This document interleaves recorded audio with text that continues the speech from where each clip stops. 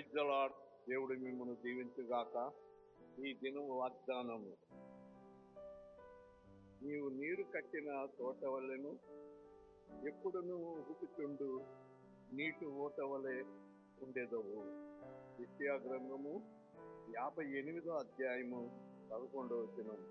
నీవు దేవుణ్ణి నమ్ముకుని దేవునిలో నీవు జీవిస్తూ ఆయన సహవాసంలో నీవు ఎదుగుతూ ఉంటే దేవుడు నీకు తోడై ఉండి నీరు కట్టిన తోట వలె నీ జీవితాన్ని నడిపిస్తాడు.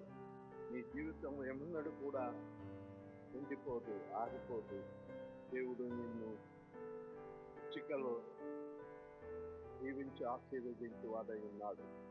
దేవుడి వాగ్దానం నీ ఇంటిలో ఆశీర్వదించి రాక. ఆమేన్.